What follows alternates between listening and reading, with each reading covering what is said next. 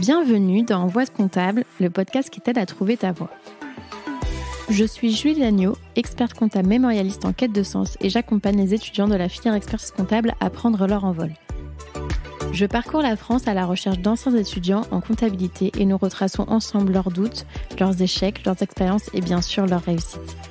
Aujourd'hui, ils sont experts comptables, commissaires aux comptes, DAF ou encore contrôleurs de gestion, parfois même professeurs ou entrepreneurs. À travers ces parcours inspirants, j'espère te montrer que non, en compta, il n'y a pas qu'une seule voie. Bonne écoute!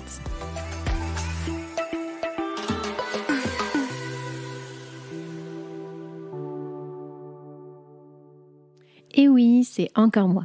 Juste un petit mot pour t'annoncer la grande nouvelle. J'ai écrit un livre aux éditions Vuibert qui s'appelle Réussir l'expertise comptable et qui condense mes 6 années d'expérience en tant qu'étudiante et jeune professionnelle du chiffre. Les 200 pages sont réparties en 3 grands thèmes qui sont l'état d'esprit pour se dépasser personnellement et professionnellement, les révisions pour décrocher ses diplômes et enfin la vie professionnelle pour trouver la voie qui te correspond.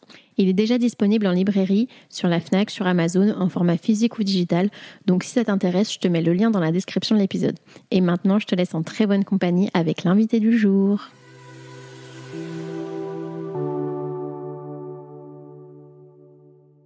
Bonjour Lucille. Bonjour. Je suis super contente d'être avec toi aujourd'hui. Alors pour les auditeurs, on est dans un contexte un peu particulier puisqu'on est au Congrès de l'Ordre des experts comptables 2023 à Montpellier et j'en ai profité pour tourner des petites interviews parce que comme vous le savez, mon programme est assez chargé donc j'essaye d'optimiser au maximum mon temps et le Conseil national m'a gentiment prêté un petit bureau pour enregistrer avec Lucille aujourd'hui. Donc est-ce qu'on peut commencer par te présenter? Dis-nous Lucille, qui tu es, ce que tu fais? Oui, déjà moi aussi je suis très contente d'être ici avec toi. Ça me fait plaisir que tu fasses cette interview avec moi. Donc moi c'est Lucille, j'ai 33 ans. Je vais parler un peu du domaine personnel. J'ai 3 enfants de 9, 7 et 3 ans et je suis aussi dirigeante de mon cabinet depuis 2 ans et demi. Donc je suis expert comptable et j'ai aussi obtenu le titre d'expert en conseil patrimonial il y a 1 an et demi à la première année de la création de mon cabinet. Super intéressant. Donc, on va pouvoir voir quel a été ton parcours pour en arriver là. Alors, est-ce qu'on peut commencer par le tout début, nous dire, Lucille, dans quel type de famille elle a grandi, quel enfant tu étais? Ouais, on repart loin, du coup. J'ai grandi avec ma mère, donc une famille, ma mère qui était toute seule. Dans un petit village Saint-Rémy de Provence, peut-être que ça parlera. Donc j'ai beaucoup vécu dans le sud. Je connais pas du tout, c'est dans la région de Montpellier quand même ou... Non, les Bouches-du-Rhône, Okay. Arles. Je suis née à Arles d'ailleurs. Pour la petite anecdote. Voilà. Et après, ma mère a rencontré quelqu'un et on a déménagé sur Nîmes. Donc j'ai habité pas mal de temps à Nîmes aussi. Et j'ai fini par atterrir à Alès. Okay. Ça, on reverra après. Et tu te rappelles, est-ce que... Bon, alors j'ai l'impression, dis-moi si je me trompe, mais que tu as pas mal de caractère. Oui. Est-ce que c'était déjà le cas à l'époque? Est-ce que tu t'en rappelles ou est-ce qu'on t'a raconté Oui, je m'en rappelle parce que là, quand je vois mon fils de 9 ans avoir certains comportements, ça me donne des flashs. Donc oui, j'ai toujours eu un assez fort caractère quand les émotions étaient très fortes. Et j'ai découvert que j'étais un peu hypersensible, un peu ou beaucoup. Comme mon fils, finalement. On se soigne à travers nos enfants. Ça parlera peut-être à certaines personnes. Et peut-être que du coup, ta mère te dit mais en fait, t'étais pareil au même âge. De quoi si tu racontes un peu des anecdotes avec ton fils, et en fait, c'est un peu beaucoup. Ouais. Ton portrait. Mais elle craché. me le dit pas dans le sens négatif. Ouais, pas du tout. Pour ça, ma maman est très je pense que ça doit être marrant d'avoir des enfants au caractère un peu bien trempé. Ouais, pas facile quand même, pas facile. Et est-ce que tu avais des activités extrascolaires? Est-ce que tu étais plutôt extravertie ou dans ton coin? Non, j'ai fait du solfège et j'ai pas continué parce que ça demandait beaucoup de devoirs à l'époque pour faire le solfège. Et c'est dommage parce que j'aurais bien aimé avoir continué, jouer d'un instrument, pris des cours de chant parce que j'adore ça, c'est une de mes passions. Enfin, c'est mon hobby, quand je dois m'évader, c'est ça. Et j'ai fait du karaté pendant 7 ans. Ah oui. J'ai été jusqu'à la ceinture bleu-marron, je précise. Donc, vaut mieux pas t'embêter, si je comprends bien. Non, mais ça permet surtout d'être très sportif et de canaliser. Ok. Parce qu'au karaté, on peut pas donner c'est pas comme un judo, on se met pas par terre, faut toujours maîtriser. C'est-à-dire que si on touche à la figure avec un certain coup de pied, on rafle à peine la personne, enfin, on la touche à peine, on l'effleure. Donc il faut vraiment le maîtriser. Et je connais pas, du coup, ceinture marron, c'est juste avant ceinture noire. Ouais. Ah oui, donc t'étais quand même, c'était quand même bien avancé. Oui. Et au niveau des notes, où est-ce que tu te situais? Est-ce que tu étais plutôt dans les meilleures, dans la moyenne ou... Plutôt dans les meilleures, mais très discrète à ce niveau-là. J'ai jamais été la meilleure, par contre. Ok. Et c'était quelque chose que tu cherchais ou c'était... Non, moi j'étais bien. J'avais besoin de personne. Je faisais vraiment mes petits devoirs. Ma mère, elle a jamais eu besoin de me dire quoi faire. Voilà. Est-ce que tu sais si tu avais des idées de métier quand tu étais petite? Oui. J'ai voulu être à un moment donné. Alors, c'est quoi le nom exact? Je sais pas. Mais dans la gendarmerie, police scientifique. Ça. Un peu mener des enquêtes, analyser. Et bah, tu sais qu'il y a pas mal de personnes. Je pense que, on va pas se mentir, je pense que les métiers experts comptables et commissaires aux comptes font pas trop rêver quand c'était pas le métier on est de petit. rêve, c'est ça. Mais n'empêche que tu vois, je trouve qu'on peut trouver des similitudes, dans le sens où tu peux mener un peu des enquêtes, où tu cherches des indices, tu vas analyser, etc. Enfin, je trouve qu'il y a des... Ouais, c'est vrai. Et puis tu vois le côté, même si bon, les commissaires aux comptes c'est pas la police, mais je veux dire le côté un peu utilité publique, etc. Je trouve qu'on peut le retrouver. Donc, Et il y avait le côté sportif aussi. Oui. Parce que pour entrer dans ces secteurs-là, il faut passer des tests de sport. Il me semble qu'il faut se débrouiller pas mal. Et ça, c'était une idée que tu te rappelles à peu près à quel âge Elle m'est restée longtemps quand même. Ah oui. De 6e à 4e, peut-être 3e même. Et qu'est-ce qui a fait que ça a changé? Je sais pas. Vraiment, je saurais pas répondre. À creuser. Et tu t'avais plus d'idées du coup, enfin, tu voulais faire ça et non, après tu t'es dit... je savais plus. J'ai fini.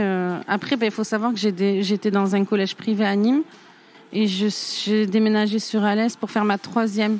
Et j'ai atterri dans un collège. Bon, c'était pas du tout la même chose. Donc, j'ai rien fait en fait pendant 1 an. J'avais déjà le niveau de 3e. Et donc de là, j'ai fait ma scolarité, mais sans objectif. Et au niveau du lycée, du coup, tu as choisi quelle spécialité? Comment on dit ça? En général. Ouais, et c'était scientifique, peut-être? ES. Oui. Mais mes profs voulaient... On avait une seconde générale, il me semble. Oui. Après, les profs nous demandaient ce qu'on voulait faire et nous orientaient éventuellement vers quelque chose. Donc moi, beaucoup de mes profs, quasiment tous même, voulaient que j'aille en S, mais j'ai pas voulu. En fait, j'étais très très bonne en maths, mais alors je supportais pas la physique. Et les SVT, j'étais nulle. Souvent, c'est ça, quand on a des bonnes notes, on oriente les personnes vers S, alors qu'en soi, c'est pas forcément ce que tu as envie de faire. Non. Et que finalement, je suis vachement généraliste, c'était bien. Après, j'ai pris spé maths, voilà, ça m'allait bien. Donc, ça t'a plu, le ES, parce que du coup, tu découvres un peu l'économie, etc. J'ai adoré, parce qu'il y avait de tout. Ouais, c'est le côté généraliste. De toucher un peu à tout. Et au niveau des notes, t'étais toujours... J'ai pas fait grand-chose, j'ai fait juste ce qu'il fallait. Première ou... Non, t'étais la moyenne. Ouais. Je tournais à 12, ça m'allait bien. Sauf en philo. Ah, j'excellais en philosophie. Et à ce moment-là, je me suis demandé si je ferais pas quelque chose d'une licence en philo ou quoi, mais j'ai pas vu. Peut-être prof de philo. J'ai pas vu de débouché. Prof, ça m'intéressait pas trop. Et après, il fallait s'imaginer vraiment écrire des livres, enfin des trucs... Donc je me suis pas lancée, mais bon, peut-être j'aurais pu. Hein. Et tu te rappelles qu'est-ce qui te plaisait dans la philo? J'adore. Donc du coup, si on revient sur le truc où je disais que je suis un peu hypersensible, je suis hyper créative. J'ai mon cerveau qui fuse, j'ai des idées à la minute. Demain, on vient me parler, on me dit j'hésite à faire ça dans ce domaine. Je lui trouve 3 projets à la minute. Donc je pense que c'est ça, parce que la philo, on pose une question très large. Et avec tout ce dont... Après, on n'imagine pas, puisque c'est des choses concrètes. Il faut se baser sur des faits, il faut se baser sur des auteurs, etc. Oui. Mais du coup, c'est d'avoir cette liberté de pouvoir s'exprimer en s'appuyant sur des choses, argumenter. Et voilà, il n'y a pas une réponse. Non, c'est ça. Ok, très intéressant. Et alors, qu'est-ce que tu fais en post-bac? Et en post-bac, du coup, je ne sais pas quoi faire. Donc, je cherche tous les métiers. Et ce que je savais, c'est que je voulais faire quelque chose où ça touchait un peu à tout. Donc, je cherche tout ce qui peut, où je vais avoir plein de matières différentes. Pluridisciplinaire. C'est ça. Donc, je trouve école de commerce. Mais je suis pas allée parce que j'avais pas l'argent. Et je voulais pas demander, de toute façon, je savais que c'était pas possible. Donc, je l'ai enlevé déjà. Donc, Et il n'y a pas des dispositifs qui existent, genre des bourses, etc. Enfin, je sais à ce moment-là, non. Après, c'était quand même assez cher. Hein. Je sais pas si c'est encore ça, je crois. Enfin, le montant. Et après, je pense que c'est aussi psychologique. Enfin, moi-même, vu que j'étais boursière échelon 5 et que j'étais seule avec ma mère, je comprends totalement. Mais du coup, en fait, je me suis même pas dit l'école de commerce c'est une option parce qu'en fait, t'as pas tu te dis l'école de commerce c'est cher. Enfin, inconsciemment, en fait, c'est même pas une option. Donc, du coup, voilà, ça m'a traversé pas mal. Ah ben non, en fait, non, c'est pas possible. Donc, j'ai trouvé la licence DCG. Ok. Qui cochait pas mal de cases. Voilà. Et donc, c'est comme ça que t'es arrivée. Et c'est comme ça. Et du coup, j'ai fait le parcours traditionnel. Et quand tu arrives en DCG, alors c'est quand même aussi pas mal de matières, même si, de nouvelles matières, même si tu connaissais un peu l'économie. Et est-ce que ça te plaît du coup tu te souviens Ouais, ça me plaît. Par contre, premier cours de compta, je prends peur. Donc, il faut savoir que quand j'ai commencé la licence, j'ai pris mon envol, j'ai pris mon appart. Je travaillais aussi pendant ma licence. Je pense qu'on en reviendra peut-être dessus aussi après. Donc, premier cours de compta, je comprends pas débit crédit. Je pense que ça va parler à tout le monde. Je pense que c'est comme tout le monde. Je me dis non, mais à ma banque, je me rappelle interpeller le prof. C'est l'inverse. Je dis non, à ma banque, c'est l'inverse. Non. Donc, ça a mis du temps. Mais après, la logique mathématique revient assez vite quand on est très matheux. Et c'était mon cas. Donc, ça n'a pas été compliqué pour moi de m'adapter. Lucille est aujourd'hui expert comptable. Donc, pour ceux qui ne comprennent pas débit-crédit, rien n'est joué d'avance. C'est ça. Il faut persévérer. Et donc, du coup, tu disais que tu avais un job étudiant à côté Ouais. Oui. 24 heures par semaine. Et c'était restauration. Restauration rapide, ouais. Non, en restaurant. Service ou on peut dire le nom du resto. Oui. Buffalo Grill.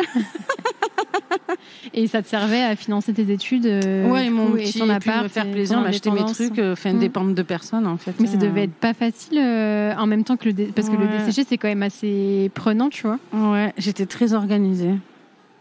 T'avais un planning millimétré. Mais quand je rentrais des cours, je faisais mes fiches. Voilà. Et puis moi, quand j'écris, ça rentre de suite. Et après, il faut savoir que, pour moi, les cours d'éco, qui peuvent être très denses pour certains licences, c'était très facile. Alors, j'avais pas des 15 en éco au bac, mais arrivé là, ce qu'ils me demandaient, pour moi, c'était... par contre, là, j'avais des 18. Qu'avant, j'avais 11, 12... Mais là, c'était pour moi, le programme, je le connaissais déjà, en fait. Oui, parce que t'avais déjà des bonnes bases. Oui. Et du coup, j'avais une question, c'était, tu dis que quand tu rentres chez toi, tu fais les fiches, mais du coup, c'est à quel moment que tu travailles chez Buffalo? C'était plus le week-end? Ah non, c'était le soir. Après, oui, mais les week-ends. Oui. Les week-ends et le soir. Quand est-ce qu'on pouvait avoir des trous pour faire 24 heures? Le week-end, et j'ai fait le... peut-être si le mercredi j'avais pas cours, le mardi soir, un truc comme ça. Ok, bon c'était quand même bien rythmé, mais t'étais pas mal sérieuse quand même. Oui. Comparé à d'autres étudiants où tu sais t'es un peu dans l'entre-deux où on va dire tu quittes le lycée, t'es pas totalement adulte indépendant et tu plus sortie etc. Et toi t'étais plus sérieuse. Ouais. Après on est pas mal sortis aussi quand même. T'arrivais à tout faire. Ouais. Là c'était bon souvenir. Ouais. Mais j'avais déjà commencé à travailler jeune. J'ai commencé à ça, mais pour avoir ce job à Buffalo, c'est parce que j'avais fait du babysitting, parce que je voulais mon argent de poche à partir de 16 ans. C'est une famille où j'ai gardé leurs enfants pendant 1 an et demi, et avec l'aide aux devoirs. Et c'était en fait les patrons du Buffalo d'Alès. Donc j'ai fait ma première saison au Buffalo d'Alès, et après ils m'ont fait rentrer au Buffalo de Nîmes. Toujours cette volonté, toute la petite histoire. Cette volonté d'être indépendante quand même, qui était là assez tôt. Oui. Et donc tu disais que tu avais des bonnes notes en éco sur les autres matières, plus en général sur la licence, ça s'est bien passé. Oui, très bien. T'as dû repasser des UE ou pas du tout? Non, rien. Tout du premier coup alors. Oui, c'est ça. Et ensuite, alors, est-ce que quand tu es en DCG, tu te dis je veux être expert comptable, ou est-ce que tu te souviens parce que les profs me donnent trop envie, quoi. C'était des experts comptables ou c'était des profs Non, des profs, mais ils vendaient le métier. Je sais pas si on peut le dire, mais bon, vraiment, c'était un rêve. Alors il y avait des étoiles dans les yeux. Ouais. Alors qu'en fait, en réalité, non. Mais bon, c'est pas un rêve. Ben, c'est pas du tout comment il le c'est pas présentait. Comme il le disait, mais c'est bien aussi. Enfin, toi, tu le fais un peu à ta manière. Oui, voilà. Là où maintenant je me retrouve, c'est que je fais vraiment le métier comme je l'entends.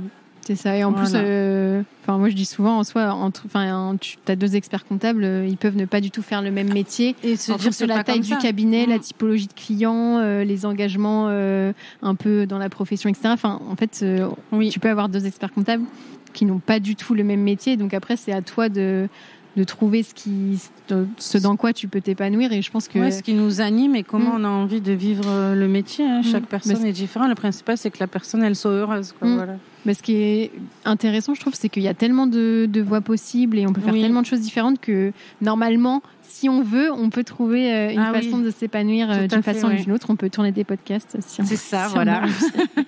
on aime ça. Et donc, du coup, tu te dis, je veux devenir expert comptable. Donc, après, tu fais le DSCG. Oui.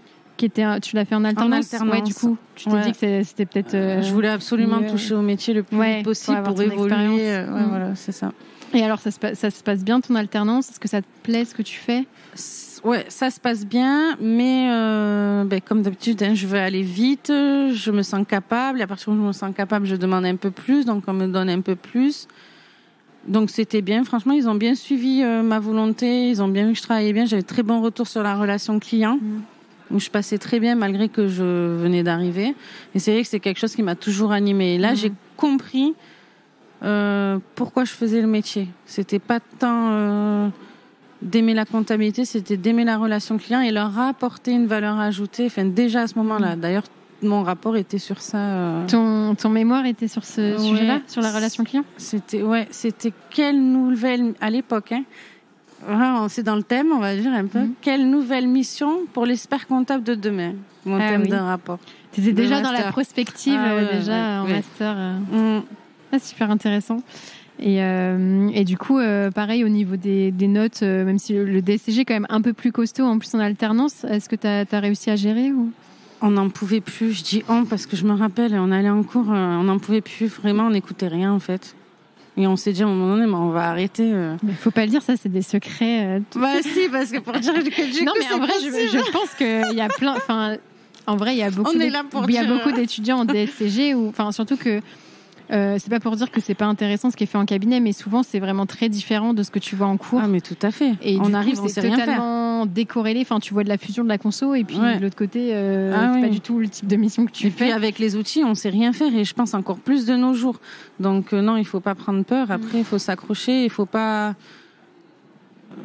j'ai envie de dire, lésiner sur le fait de se forcer. Au départ, c'est chiant en cabinet de faire vraiment les petits trucs, les process, mais c'est les bases pour quand vous maîtrisez ça parfaitement.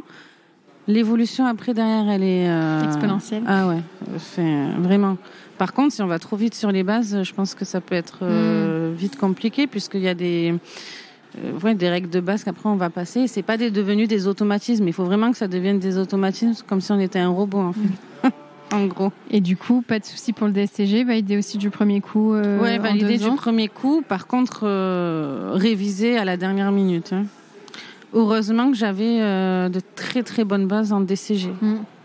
Mais je trouve on reprend beaucoup de choses. Donc celui qui a de très très bonnes bases en DCG, normalement le DSCG.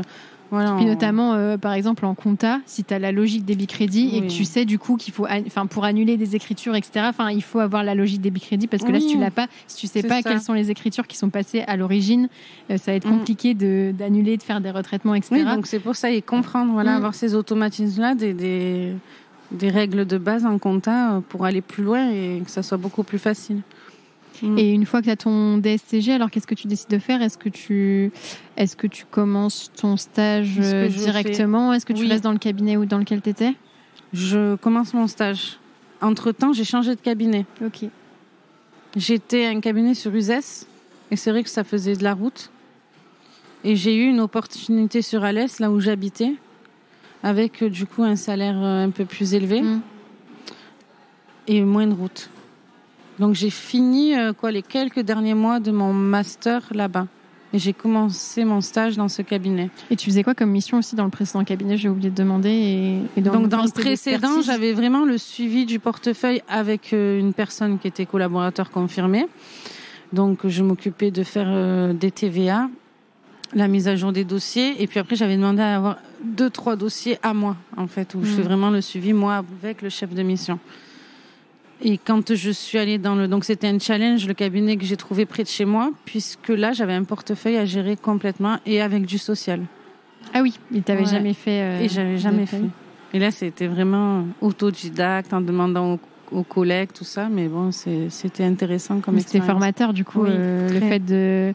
Enfin, je pense que... De devoir chercher, puis quand on est dans les études et tout, aussi, des fois, tu vois, tu parlais de la relation client, on n'a peut-être pas forcément...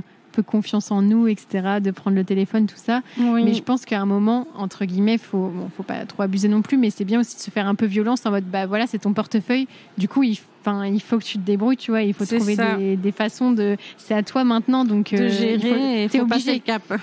Et après, une fois que tu l'as fait, ça va mieux. Ouais. Et donc, tu commences ton stage direct après le DSCG, du coup. Oui. Et ça se passe bien, ton stage? Les journées de formation, tout ça. Oui, ça se passe bien. Après, c'est lourd. Après, j'ai eu mon premier enfant aussi. Ah, ok. Pendant ta première année, du coup? Première année de stage. Ouais. C'était quoi? C'était ça, 2014? Okay. Oui, ça doit être ça. Ou fin... Non, c'est une fois que je l'avais eu. Donc, ouais, première année de stage. Ah oui, donc pas simple quand même pour tout gérer en même temps. Ouais. Si? Toujours bien organisé. Le premier, ça allait. Ouais. Ouais, le premier, ça va. Pour ceux qui nous écoutent, du coup, vous n'avez pas d'excuses. Non, ça va. Et après, j'ai changé de cabinet encore. Parce que j'avais pas assez de retour sur mon travail. J'ai fait beaucoup de choses en autodidacte et j'attendais vraiment... Pas assez de formation, encadrement. Ouais, et puis vraiment de me dire, en fait, ce que tu fais là, c'est pas bon. En fait, j'avais le rendez-vous bilan, après moi avoir préparé le bilan, l'alias, tout ça. Oui, t'avais pas de... Et c'était ma première expérience. Oui, alors j'avais bien compris les premières règles dans le... Oui. C'est pour ça que je dis c'est important. Et je me dis heureusement, parce que sinon... Et bon, j'en ai fait des boulettes, je pense, mais je voulais avoir le retour. Je pensais pas faire tout parfaitement et j'avais besoin de ce retour-là. Et qui est beaucoup plus d'encadrement. Et c'est formateur aussi. Enfin, c'est normal du coup entre guillemets de faire des boulettes ou des erreurs. Enfin, c'est normal de pas tout savoir. Mais du coup, on est là aussi pour apprendre et c'est ça. C'est en ayant des retours qu'on s'améliore. Donc du coup, c'était un petit cabinet. J'aimais bien ça, j'étais très bien là-bas, mais j'avais besoin de ça. Donc je suis allée dans un plus gros cabinet. Où là, c'était vraiment très carré, très productif. Des process, des trucs à suivre. Oui. Même trop. Et tu faisais de l'audit aussi un petit peu ou pas du tout? Même pas pour... T'as pas fait tes heures CAC, du coup? Si, mais après. J'en ai fait un petit peu là-bas, mais après j'en ai fait dans un autre cabinet. Mais dis donc, t'as changé. On va te dire, est-ce qu'on a dû déjà dire que tu changes tout le temps et j'ai eu des réflexions. T'es instable, etc. Ouais. Pourquoi tu changes tout le temps de cabinet? C'est ça, t'as pas peur. Et puis en fait, j'ai toujours été droite dans mes baskets et très entière. Et à chaque fois que j'ai changé, j'avais... c'était pas un caprice. Et puis t'avais une bonne raison. Enfin, en fait, si tu l'expliques... Ouais, voilà, j'avais une très bonne raison. Donc je l'expliquais... très clairement à ceux qui me recevaient en entretien et à aucun moment je cassais du sucre justement sur le dos des autres cabinets puisqu'en fait toi ça te convenait pas c'était plus en adéquation avec mes objectifs pro et perso parce que il faut savoir que donc là j'avais déjà un enfant et que dans l'autre j'étais enceinte de mon deuxième. OK.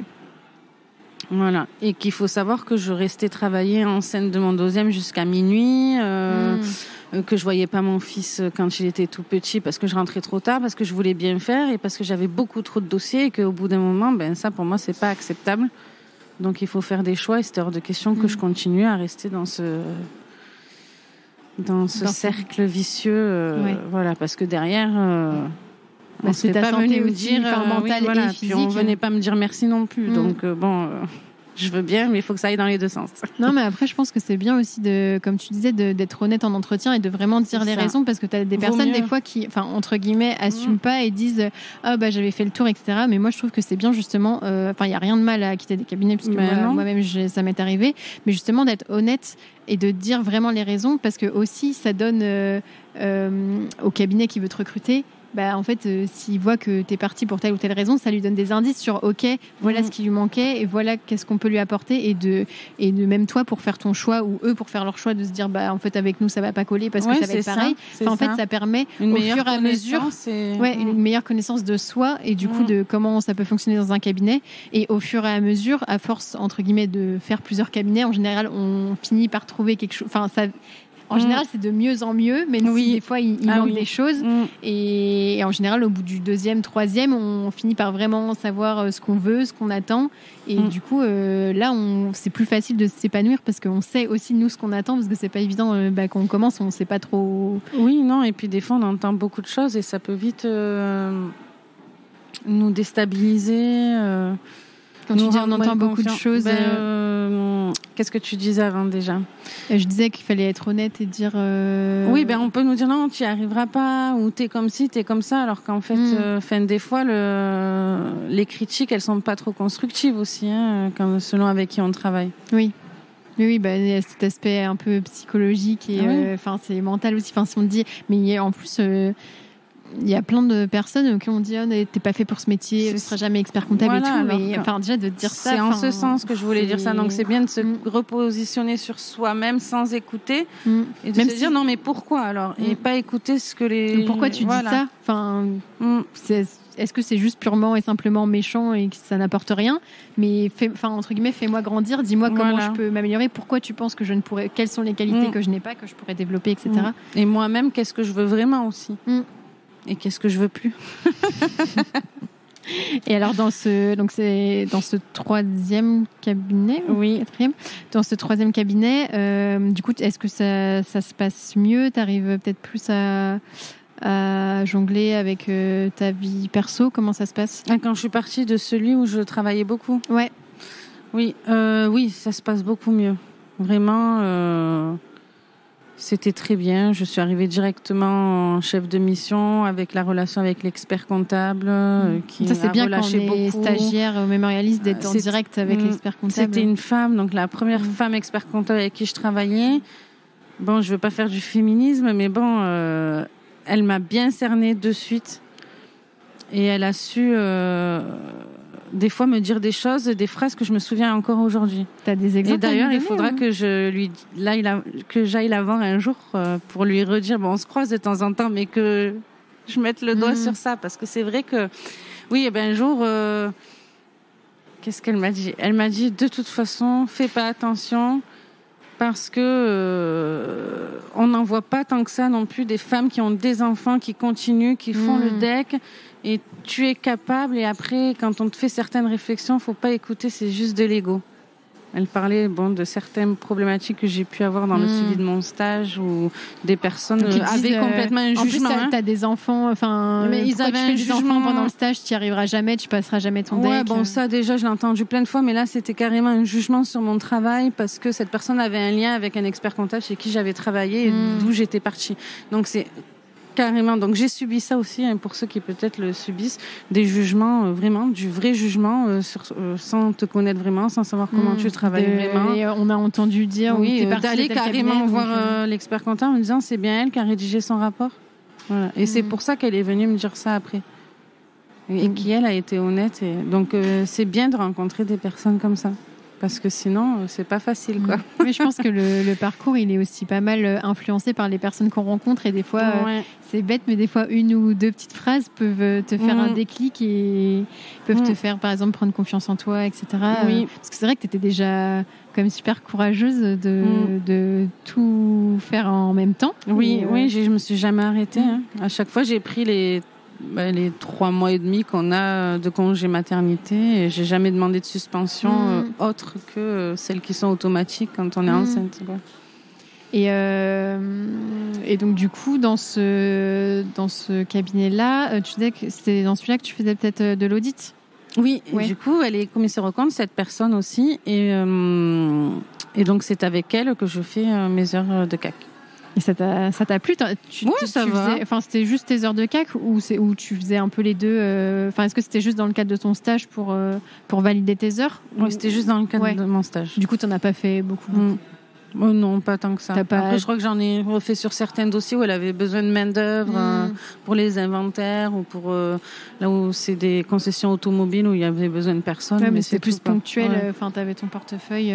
Donc, du coup, t'as peut-être pas des anecdotes de CAC ou des inventaires un peu farfelus. Non. Pas tout ça. Et dans ton nouveau rôle de chef de mission, du coup, tu te sentais très bien. C'était les responsabilités qu'il te fallait. Mais c'est ce qui me plaisait. Hein. C'était le contact direct avec le client. Oui, voilà. Ça. D'aller au bout des choses, développer le conseil. Et tu avais des collaborateurs ou des alternants avec toi ou pas? Collaborateurs qui m'avançaient la saisie et tout ce qui est saisie, TVA, pointage de dossier. Et c'était du coup la première fois que tu avais des personnes à manager? Oui. Ça se passait bien? Oui, très bien. Ça a toujours été inné, ça, chez moi, sans problématique particulière. J'aime bien, c'est un côté que j'aime beaucoup aussi. Parce que il y a le côté humain aussi, je pense. Oui. Donc ça joue. Et donc tu finis ton stage là-bas? Oui. C'est ça? Oui. Et tu passes tes épreuves directement ou t'attends? Non, tu fais tout... non, je fais tout direct. Et je me posais la question d'attendre un peu. Donc, qu'est-ce que j'ai fait? J'ai fait d'abord l'oral sur une session. Tu peux faire... Je pensais que tu pouvais faire les écrits puis l'oral, mais il me semble... Attends, non, j'ai fait l'inverse alors. Pardon, j'ai fait d'abord les écrits. Je tente le tout pour le tout. Je révise rien, je fais les écrits, je révise dernière minute, pendant 3 semaines avant. Et je dis au moins, si je les ai pas, c'est Philippe Bourdieu qui m'avait dit, essayez, si vous les avez pas, qu'est-ce que vous perdez? Vous les repassez quand vous passez l'oral. Donc j'ai dit, bah oui, pourquoi pas, c'est pas bête. Donc je fais ça. Bon, je me donne à fond quand même le mois juste avant. Hein. Et alors, je les ai. Alors là, quand je vais chercher le courrier à ma boîte aux lettres, je rentre en hurlant parce que tu recevais les résultats par courrier à l'époque. Ouais. T'étais pas en train d'actualiser sur le site? Non. C'est le papier là avec. Ouais, je me revois. Je savais vraiment pas. C'était. T'avais eu quelle note? Combien j'ai eu? Au QCM, j'ai eu une bonne note. Hein. J'ai eu 16, je crois, 16-17. Et à l'écrit, j'ai eu 10,9, un truc comme ça. Ce qui est quand même. C'est pour ça que j'étais entre deux. Je me suis toujours trop bien évaluée pour les notes. Vraiment, quand je disais j'ai 13, j'avais 13,5, 13 ou 12,5, quoi. Et donc là, j'avais dit à ma mère, j'ai compté, je suis vraiment limite, quoi. Alors, si je me trompe un peu trop, je l'ai pas. Et si je me trompe un peu trop bas, je l'ai.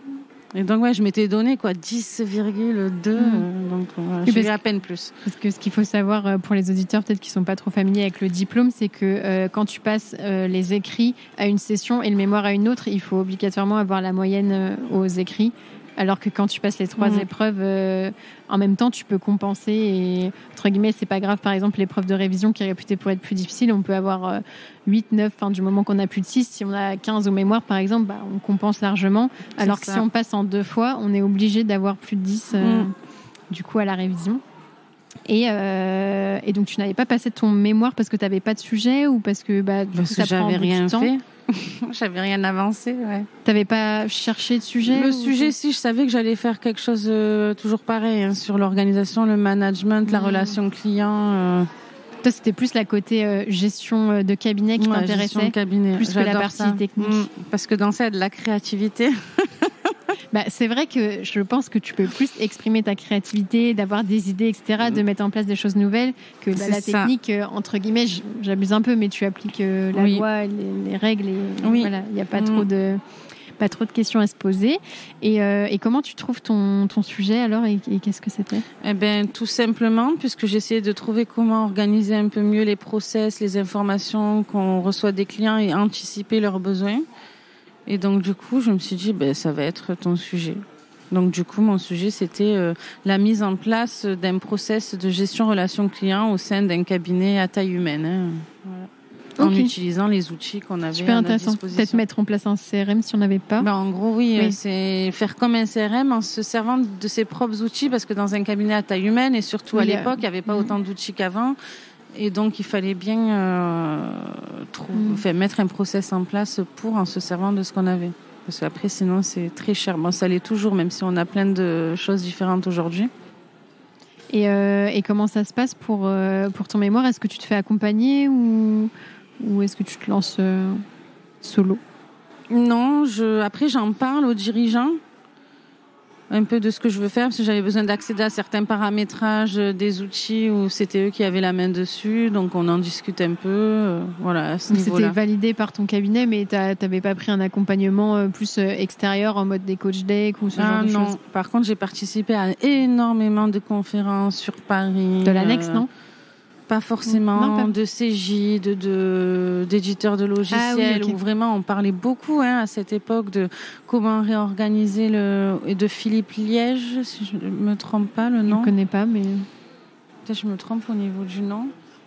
Enfin voilà, on était déjà beaucoup dans le comment réorganiser le cabinet de demain, les nouvelles missions. Voilà, donc il y a eu beaucoup de conférences sur ça. Donc plus des conférences par rapport à ton thème à toi que par rapport à le fait que ce soit un mémoire de deck. Et en fait, c'était un sujet qui t'intéressait au-delà du mémoire, pour toi aussi. C'est ça. Et comment tu trouves le temps alors pour ta notice et la rédaction du mémoire? Parce qu'à l'époque, du coup, tu avais 2 enfants? Oui. 2 enfants plus un job à temps plein en cabinet de chef de mission. Je réfléchissais, j'étais en train dans ma tête d'essayer de rembobiner je ne dormais plus la nuit. Non, même pas, parce que vraiment, je crois que les mémoires, c'était pire que les écrits. J'ai rien fait, quoi. Je me rappelle appeler ma meilleure... 100 pages. Ouais, mais j'avais rien commencé. Je me rappelle avoir appelé ma meilleure amie qui le faisait aussi. Donc, on se motivait, qui était sur Marseille. Et de lui dire, mais j'ai rien commencé.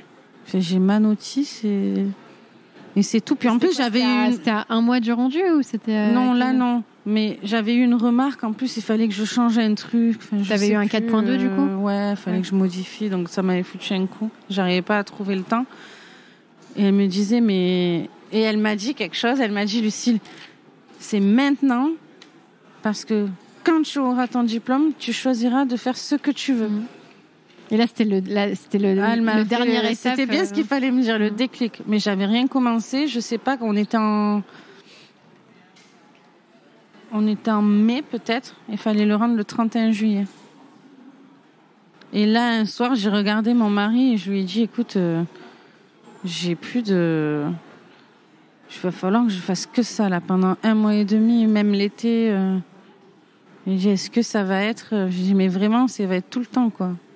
Le soir, tu vas préparer à manger. Pendant que je prépare à manger, moi, je vais commencer à rédiger. Je vais venir manger, mais je vais repartir de suite. Le week-end, pareil. Donc bon, il n'était pas très chaud. Mais c'est maintenant ou jamais je l'aurais pas, quoi. Donc il m'a dit, ok, c'est bon, on y va. Donc j'ai fait que ça. On allait à la rivière. Je prenais mes trucs, j'écrivais, je surlignais. Les gens devaient me prendre pour une folle. J'étais allongée avec mes papiers, mes livres à surligner, à préparer ce que j'allais écrire. Non, mais c'est vrai que le DEC, vu que c'est quand même un diplôme qui prend du temps, etc., c'est aussi un projet...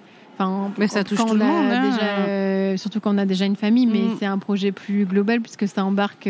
ça concerne... Ça a des implications sur d'autres personnes. C'est ça. Et donc, c'est super important d'être bien entouré et de pouvoir prendre ce temps-là. Et donc, du coup, tu arrives à le rendre dans les temps.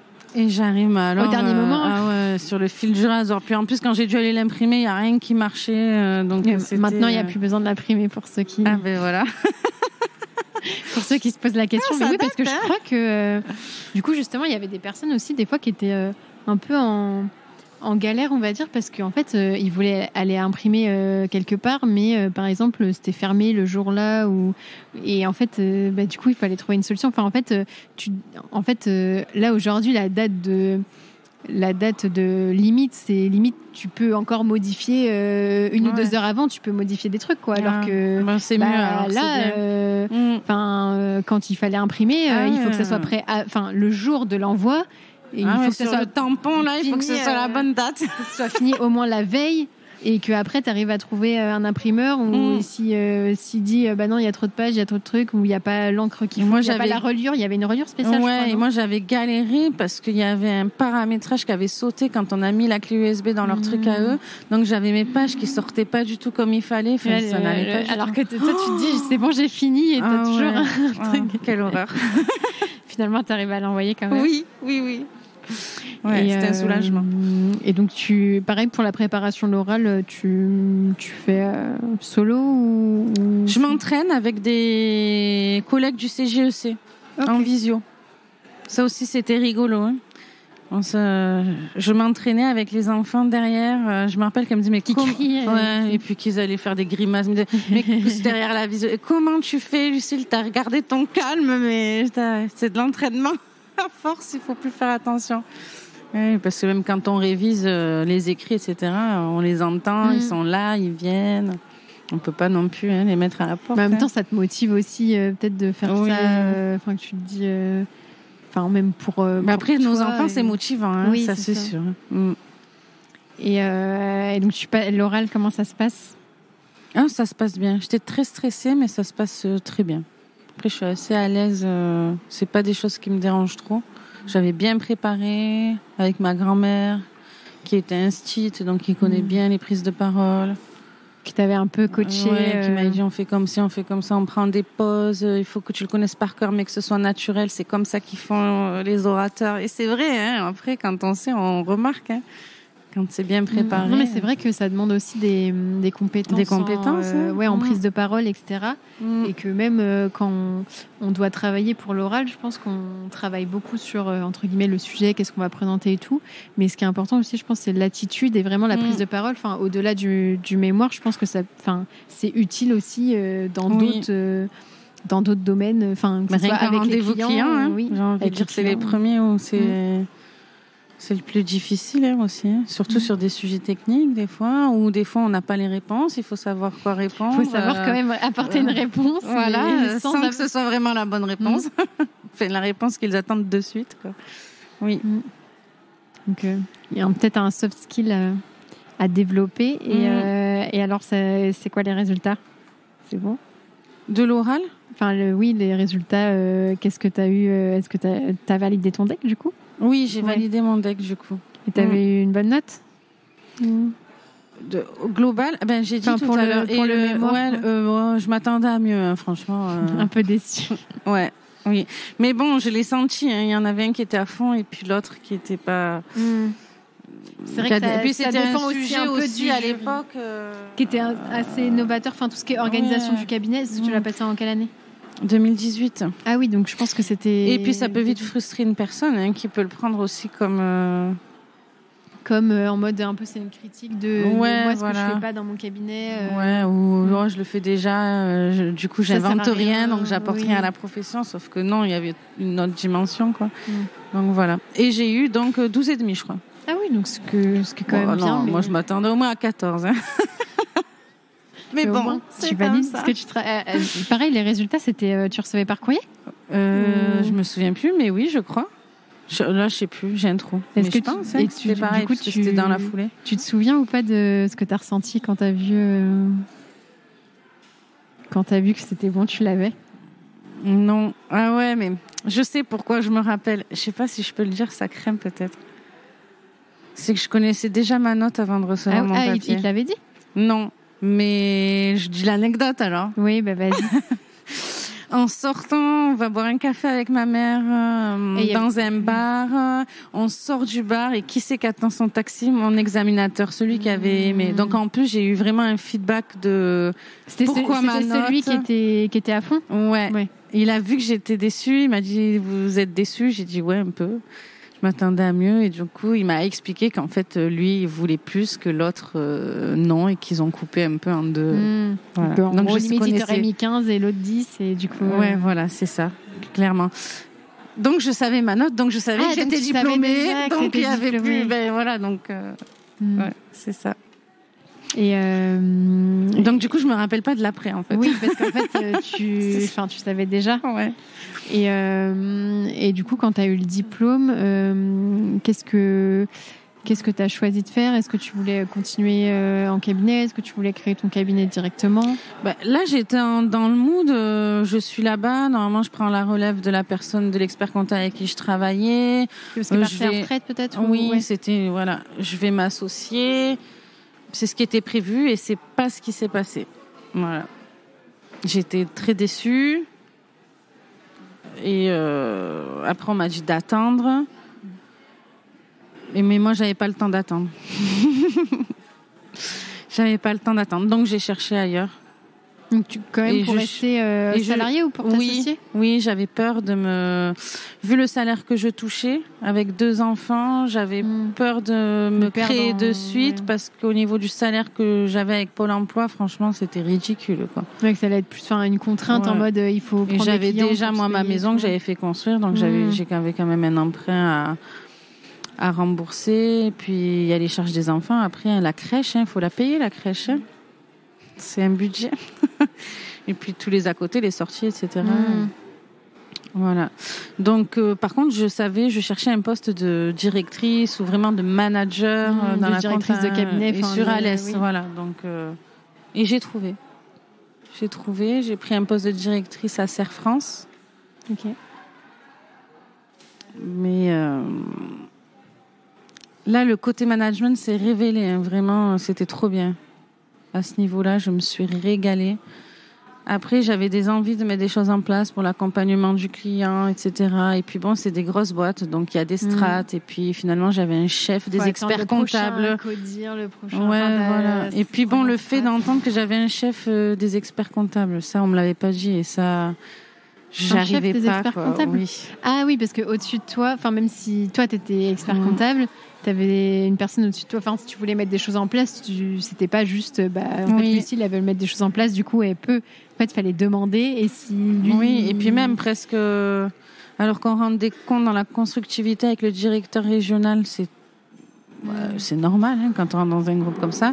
Mais quand on te dit pas et qu'en plus, entre deux, pour tout ce qui est technique, expertise comptable, il faut préparer alors qu'on prépare des choses, ok, mais c'était trop dans l'autoritarisme. Tu faisais superviser, enfin, entre guillemets, on supervisait ce que tu avais déjà supervisé? Non, mais quand il fallait préparer pour les collabs, on se réunissait et il fallait préparer des choses d'actualité, mais c'était genre, t'as l'impression d'être à l'école. On t'attendait au tournant par rapport à ce que tu avais préparé. Enfin, bon, ça, moi, j'ai pas. Et puis, je suis arrivée, je pense, à un moment où il y avait des changements au niveau du groupe aussi. C'était compliqué. Et puis, bon, j'ai ressenti trop d'animosité entre toutes ces personnes. J'avais l'impression d'être dans la cour d'école.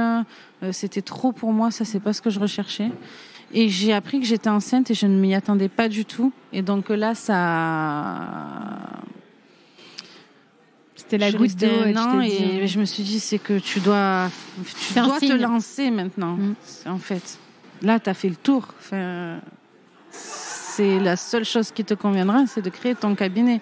Puis avec tous les sujets que j'avais traités au niveau de mes mémoires et tous les postes que j'ai pu avoir dans l'évolution, j'étais apte vraiment à le créer, à faire tout ce que je voulais faire. Et la stratégie de mon cabinet, en gros, elle était quasiment déjà toute faite, même si je me suis beaucoup posée sur beaucoup de concepts pour être sûre de comment je créais le cabinet, comment je m'organisais. Mais c'est déjà des sujets qui t'intéressaient depuis longtemps. Oui. Et donc, toutes les idées que tu avais, on pourrait mettre ça en place, etc., du coup, ça te permettait aussi, toi, de construire ton cabinet. Tu disais que tu avais adoré manager. Et tu avais combien de personnes à manager ? Du coup, ils étaient 10 ou 11.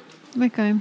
Donc, et c'était beaucoup le double de mon âge. Donc, ils avaient un peu peur à la région, quand même, une petite jeune qui arrive. Mais puis, finalement, tout s'était très bien passé. Après, j'estime que quand on est dans la communication, l'empathie et la bienveillance et surtout la communication et les explications, il n'y a pas de raison que... Mais après, il faut être à l'écoute des autres personnes aussi.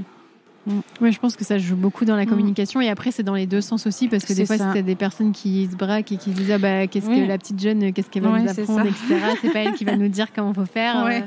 Après, c'est des feelings aussi entre les personnes. C'est ça. Mais c'est vrai que là-bas, c'était des personnes géniales. Franchement, il n'y a rien à dire. Pour le coup, ce qui m'a le plus embêté, c'est d'être arrivée, d'être restée 1 an et de partir et de les laisser, quoi, en gros. Mais bon, après, je pense que j'ai apporté ce que j'avais à apporter. Eux m'ont apporté aussi ce qui m'a permis de prendre certaines décisions. Et c'est bien. À cette époque-là, tu étais au CJEC aussi ou pas du tout? Est-ce que tu peux expliquer ce que c'est pour ceux peut-être qui ne connaîtraient pas? Oui, le CJEC, donc le club des jeunes experts comptables, mais pas jeunes en âge. Jeunes diplômés, c'est ça. Moins de 5 ans, je crois. inscrit depuis moins de 5 ans. Inscrit à l'ordre. Quand même. Après, on peut être mémorialiste et venir au CJ. Je sais qu'il n'y a pas de problème avec ça. Donc, on est là pour animer un peu la profession, mais parmi ceux qui sont en train de passer le diplôme, les mémorialistes, ou ceux qui sont inscrits depuis peu, qui soient salariés, qu'ils aient créé leur cabinet, qui se soient associés. On se réunit une fois par mois, tous les premiers jeudis. Enfin, en tout cas pour la région Occitanie, du coup. Et ça permet vraiment d'échanger. Ça m'a beaucoup apporté dans le sens où moi, je suis sur Alès, donc c'est un peu paumé. Et j'étais seule, du coup. Mais même quand j'étais en cabinet, des fois, on se sent un peu seul avec ce qu'on rencontre. Donc des fois, si t'as pas forcément d'autres personnes qui passent le deck en même temps que toi dans le cabinet. Donc ça permet vraiment, d'avoir une bouffée d'air frais et d'échanger sur des sujets, d'avoir des retours. Des fois, les gens sont pas d'accord avec toi, mais toujours en bienveillance. Et ça permet de se poser les bonnes questions, de trouver des solutions. Et puis après, ça fait un réseau. Hein. On t'amène des clients. On est quand même vraiment... Là, pour le coup, la confraternité prend tout son sens. Et je pense que ça aide aussi à voir tout ce qui est possible de faire. Enfin, tu vois potentiellement d'autres personnes qui se sont installées, ou toi, peut-être que ça peut te faire peur. Et en fait, tu vois que il y en a d'autres qui l'ont fait. C'est et ça. Après, tout n'est pas forcément rose, mais tu vois qu'au final, ça se fait. Et tu vois un peu c'est quoi les problématiques. Donc, tu peux peut-être un petit peu plus anticiper, etc. Que si t'es vraiment, entre guillemets, dans ton coin et que tu te lances comme ça du jour au lendemain. C'est ça. C'est plus... Et puis après, ces personnes-là, elles t'accompagnent aussi dans ta création. Oui. Oui. Et alors, du coup, tu apprends que tu es enceinte. Du coup, tu démissionnes ou t'attends Oui. Enfin, on fait une rupture conventionnelle. Ouais. Ça tombe pendant le Covid. Ah oui. Donc, on finit la période fiscale. Moi, je suis enceinte. Et après, la délivrance... Dans les deux sens du terme, du coup. Ouais, c'est ça. En août. Et donc, tu sais au moment où tu pars que tu veux créer ton cabinet. Ouais, ça, c'est clair et net. Oui, là, il n'y a plus d'excuses. Et comment tu fais alors, je sais pas, par exemple, pour trouver le nom Le nom, je l'avais déjà. Les couleurs, tu l'avais déjà? Le nom, le logo, je l'avais déjà depuis le mémoire Ah oui, donc tu avais déjà en arrière-pensée. Tu savais que peut-être un jour tu allais le faire, peut-être pas maintenant, mais... Ouais, et puis il fallait trouver... Enfin, je voulais aller au bout de mon idée par rapport au process, gestion, relation client, etc. Dans le mémoire. Et donc, pour marketer tout ça, puisque je proposais aussi des fiches missions, des fiches marketing, des fiches de poste, je voulais marketer tout ça vraiment comme il fallait. Donc, j'avais choisi des couleurs, etc. Et comment tu as choisi alors le nom et les couleurs? Comment c'était venu? J'ai choisi de me servir du personnel. Du coup, mon cabinet s'appelle LMK Via Conseil. Donc, LMK, c'est les initiales de mes enfants et moi. Je pensais que le L, c'était Lucie. Enfin, ça marche aussi. Oui, et le K, c'est... oui, Lucille, c'est moi. Oui. Mais il y a K, juste le M où je savais pas, mais en fait c'est M, c'est mon fils. C'est les 3 initiales de tes enfants du coup. Non, L c'est moi, M c'est mon fils, K c'est ma fille. À l'époque, j'avais pas le dernier, peu cher. Okay. Du coup, il est pas dans le nom. Et donc après, il fallait quelque chose qui soit dans ma vision des choses. Et je voulais pas un truc trop... Tu voulais pas du bleu, trop fermé, du bleu foncé. Non, ça me ressemble pas. Après, je sais les codes couleurs, machin et tout. Ça a des significations. Oui, donc j'ai fait une formation ce week-end sur ça. Mais ouais, il faut prendre quelque chose aussi qui se ressemble. Après, c'est sûr, quand on prend des couleurs comme moi, donc du coup, violet, orange, il y a quand même le blanc et le gris. Mais bon, les plus fortes sont orange et violet. Il faut les assumer. Mais après, moi, dans tout ce que je fais et comment je suis, ça va très bien. Puis je les assume parfaitement. Donc après, mais effectivement, c'est pas la définition de la couleur bleue, quoi. Ça dénote un peu, mais du coup, on te retient aussi plus, entre guillemets. Je pense que tu te démarques plus comparé à d'autres cabinets qui ont des couleurs, on va dire, un peu plus classiques ou des noms un peu plus classiques. Et l'orange, c'est la créativité aussi. Et le violet, du coup, c'est pour quel... Je sais que c'est un peu la magie. Ouais, c'est ça. J'aimais bien. Peut-être juste, j'aime bien la couleur, donc... Voilà. C'est un mélange de bleu et... de quoi, d'ailleurs? De bleu et de vert. Rouge. Et rouge. Non, et rouge, oui. Et donc là, tu disais que du coup, c'est en août que tu as ton 3e enfant, c'est ça? Oui. Et donc, tu crées pas ton cabinet en septembre, je suppose? Ben non, j'étais en congé mat. Ouais. Oui. Et en plus, il est beaucoup plus long quand c'est le 3e. Ah oui. Ça, c'était bien. Alors, les femmes, on devrait toutes avoir un congé mat qui dure autant que pour le 3e. Pour le foyer fiscal. Oui, bon, ça, après, c'est sûr que c'est... Oui. Mais on fait pas l'enfant pour ça. Hein. Non. Mais oui, par contre, on devrait tous avoir ce laps de temps. Parce que vraiment, 3 mois et demi, quand je vois là par rapport, même en ayant 2 avant, hein, franchement, c'est dommage qu'on n'ait pas. Là, j'ai eu combien? 6 mois. C'est dommage qu'on n'ait pas. Ouais, c'est 6 mois, c'est doublé en fait. Je me rendais pas compte que c'était. Donc, que c'était aussi conséquent par rapport aux autres. Quoi. Ouais. Donc, mais on devrait tout avoir, parce que vraiment, on a le temps de se poser, de profiter comme il faut, de prendre ses marques. Parce que bon, quand on a 3 mois, on a quand même 1 mois avant aussi. Hein. 1 mois avant. Donc, ça laisse que 2 mois. 2 mois, c'est rien. Ouais. Hein. Et donc, alors, si on laisse 6 mois, ça fait à peu près janvier-février 2021. Non, ça tombait. Pourquoi non, décembre 2020. Ou c'est moi, je dis 6 mois et on a 4 mois au lieu de 2. Je sais même plus. On vérifiera. Ouais. Oula. En tout cas, toi, En tout cas, c'est doublé quand c'est le 3e. Et toi, tu crées ton cabinet quand? Alors, en décembre 2020? Oui, fin décembre. Alors, ça fait quoi? Il est né le 17 août. Septembre, octobre, novembre, décembre. 4 mois, on doit avoir 5 mois. Parce qu'il y a 1 mois avant, à peu près. Et donc là, tu crées ton cabinet juste avant de démarrer... le 20 décembre 2020. Juste avant l'année 2021. Ouais. Après, je fais rien, clairement. C'est juste vraiment pour... tu t'inscris. L'inscrire et que Pôle emploi prenne le relais après les indemnités journalières. Et voilà. Et comment tu fais pour tes premiers clients? Est-ce que tu avais déjà en tête une typologie de clients, par exemple, où tu voulais plus t'adresser à eux? Comment tu fais pour tes canaux d'acquisition, justement? Est-ce que tu vas dans des événements? Est-ce que c'est plus en digital? Comment tu fais? J'ai pas de typologie particulière. Généraliste comme ce que tu voulais faire. C'est ça. Parce que je suis partie de rien. Tu avais peut-être un peu déjà du réseau dans ton entourage, des entrepreneurs? Non. Non, pas du tout. Non. J'ai créé de suite un site internet où j'ai vraiment expliqué ce que je faisais, comment, assez bien référencé. Et j'ai eu beaucoup de mes premiers clients qui sont passés pour me demander... via le site. Ouais. Et les articles que je pouvais faire aussi sur Facebook. Ok. Et c'est comme ça qu'ils sont arrivés. Et après un peu bouche à oreille. Ouais, voilà. Okay. C'est ça. Mais 50% de ma clientèle vient de là, encore aujourd'hui. Hein. Oui, c'est intéressant. Et c'est bien parce qu'au moins, ils viennent vraiment. Oui, ils viennent pour toi parce que du coup, si tu as un site en plus, du coup, avec tes couleurs où tu dis justement que ça te ressemble, etc. Et que tu as bien pris le temps justement de réfléchir à ton offre. Mais en fait, tu sais que les personnes qui viennent, elles sont plus qualifiées. Oui. Et normalement, elles savent qui t'es, comment tu fonctionnes. Oui. Et elles recherchent ça. Et puis, de plus en plus, on voit aussi que c'est notre génération. Hein. Après, j'en ai qui sont d'autres générations et qui sont venus pour ça. Mais après, vraiment, ceux qui recherchent les valeurs que je mets en avant, c'est vraiment ça. Hein. Vraiment la proximité, l'échange au jour le jour, entre guillemets, la vision... une certaine complicité, compréhension. Genre non, on va parler de tout et de rien. Je vais pas dire que mes clients, c'est mes amis, mais ils sont en confiance. En tout cas, tu t'entends bien avec eux. Et c'est des personnes avec qui tu prendrais plaisir, par exemple, à déjeuner, même en cadre, même si c'était pas tes clients.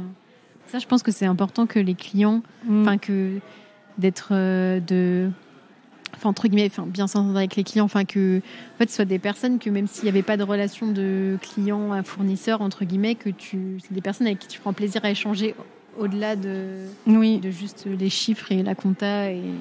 C'est ça. Et puis j'aime bien qu'il y ait une relation,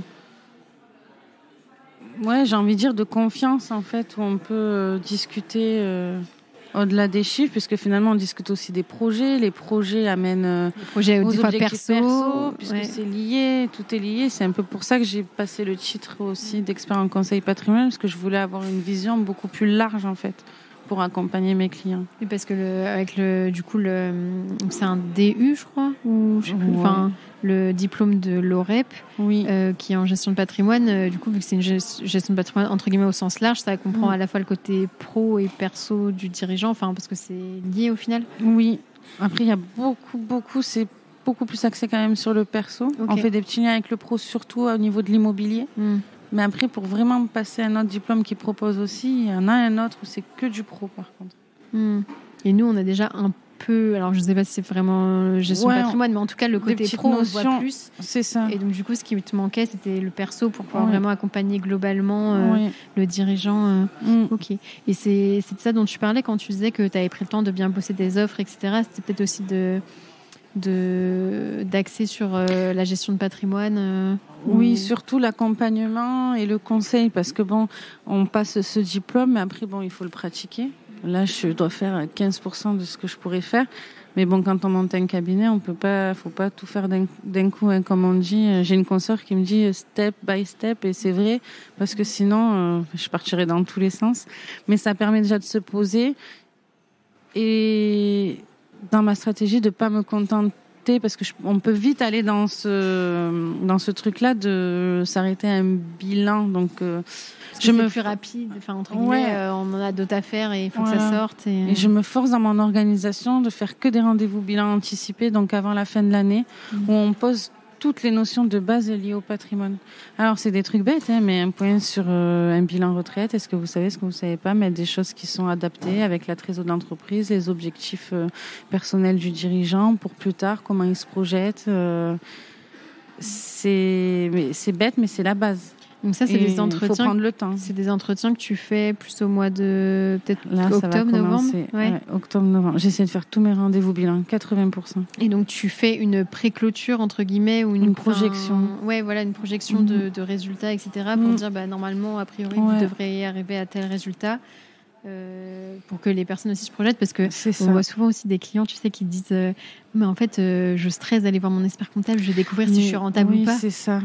Donc, et ça, je le mets en avant aussi, c'est qu'il n'y a pas de stress, justement. Là, on revient sur la confiance. Et tu viens pour mettre à bien tes projets ou te rassurer et qu'on avance ensemble. Et c'est ça qui m'anime. Et pas découvrir 6 mois après que en fait, tu étais rentable ou tu n'étais pas rentable. Oh là là, je ne sais pas si je suis rentable. C'est trop tard, hein. Oui, mais ce que je veux dire, c'est que psychologiquement, même, de ne pas savoir si tu es dans le rouge ou pas, c'est quand même important, je pense, pour les entrepreneurs. Et super intéressant. Je crois que, je dirais, il y a de plus en plus de cabinets qui le font. Je pense qu'il y en a pas beaucoup, mais je pense que ça se développe quand même cette partie-là. Et puis en plus, vu que tu fais entre guillemets une projection, etc., ça te permet de demander en avance les pièces et tout pour le bilan. Donc peut-être que tu gagnes du temps aussi pour la période fiscale. On est obligé de mettre à jour. Et puis ça permet aussi de demander qu'est-ce qu'il va nous falloir vraiment à la fin de l'année. Et également de voir avec eux parce que des fois ils prévoient des grosses dépenses en fin d'année, de le savoir, de l'intégrer, de les conseiller sur ça, et puis aussi de voir avec eux leurs objectifs sur l'année d'après et prévoir de mettre en place des choses aussi en amont, quoi. Et de voir, je sais pas si est-ce que ça t'arrive aussi de faire des budgets peut-être avec tes clients ou pas forcément. Selon les projets qu'ils ont, oui.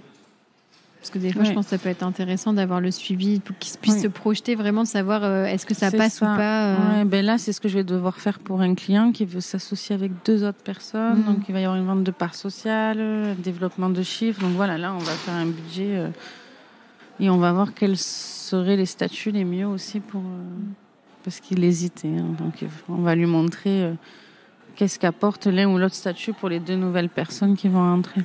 Et quand tu disais que tu étais à 15% de tes capacités, tu parlais en capacité de prod plus? Non, de conseils patrimoniaux. Ah, que tu peux pas tout mettre en œuvre parce que tu n'as pas le temps ou parce que les dossiers s'y prêtent pas Parce que j'ai pas le temps. Enfin, j'ai pas le temps, on a toujours le temps. Mais parce que je me suis vachement développée quand même en 2 ans. Parce que là, tu as combien de clients? Enfin, c'est pas forcément le nombre qui est représentatif, peut-être. Non, mais j'en ai à peu près 80. Ok. Et donc, au début, on est seul, il faut tout gérer. Et on ne peut pas tout... Et moi, le principal, vraiment, d'avoir passé le titre au niveau du patrimoine, c'était voilà, d'avoir ce regard à 360 degrés au moment des bilans. Donc ça, je le fais. Mais après, je pourrais communiquer comme j'ai fait pour mon cabinet au tout début, vraiment sur une offre patrimoniale en poussant beaucoup plus pour toucher d'autres clients. Ça, pour l'instant, je le fais pas parce que je veux continuer un peu à développer cette partie-là et que je pense qu'on a encore énormément à faire au niveau d'accompagnement des clients sur tout ce qui est protection sociale, retraite, immobilier. Et donc, je veux me laisser le temps et de voir aussi comment le métier évolue, les outils, pour faire mieux, en fait.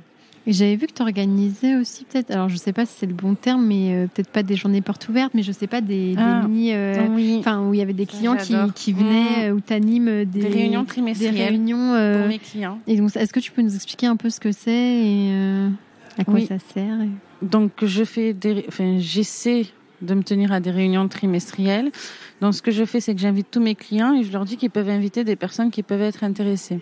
J'essaie de choisir un sujet d'actualité, mais toujours un sujet où je vais me dire, bon, quelles sont les questions qui reviennent le plus souvent pour que vraiment ça leur apporte quelque chose et une réponse claire. Tu parles des problématiques clients et du coup, tout le temps. De sujet, et donc forcément tu réponds à leurs demandes, ça les intéresse. C'est ça, il faut qu'ils ressortent et qu'ils aient compris. Parce que souvent, s'ils reposent la question, en fait, c'est qu'ils n'ont pas compris.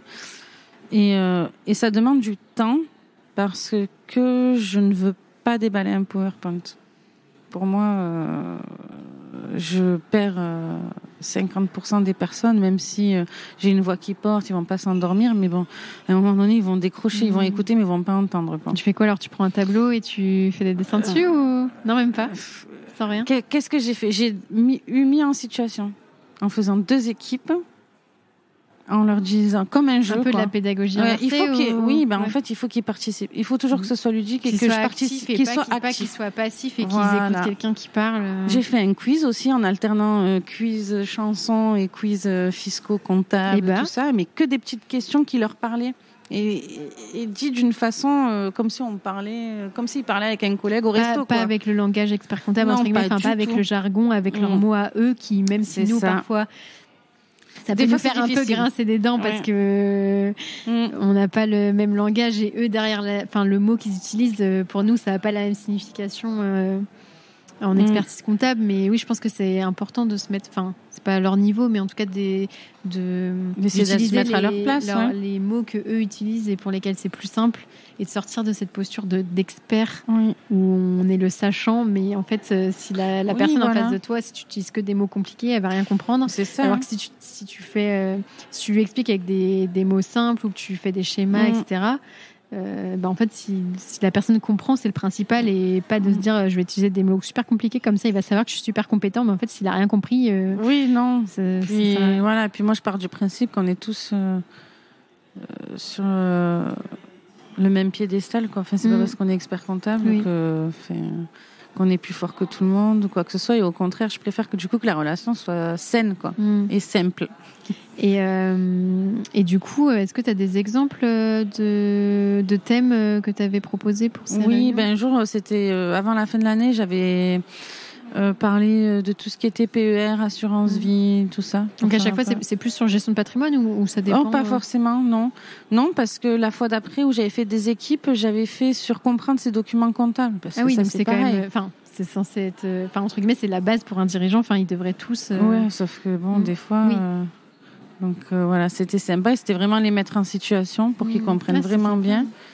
Et la fois d'après, j'avais fait des quiz. Alors là, c'était vraiment des questions, mais j'avais axé quand même beaucoup sur le statut du dirigeant, la différence entre la SARL, la SAS, avec le côté... en fait, tu penses que les dividendes, c'est mieux et ça coûte moins cher. Pour qu'ils comprennent vraiment la différence entre les deux. Enfin voilà, c'est des choses comme ça.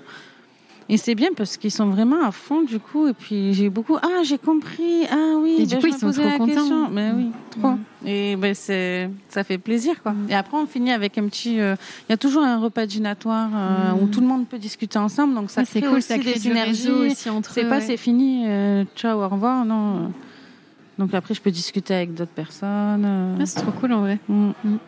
Ouais. Et là, ça fait un moment que j'en ai pas fait, et on me les réclame des fois. Ah, c'est vrai? Mais j'avais pas le temps, vraiment. Là, j'ai été débordée. Je me suis retrouvée seule au cabinet, en fait. Donc, après, il y a des priorités.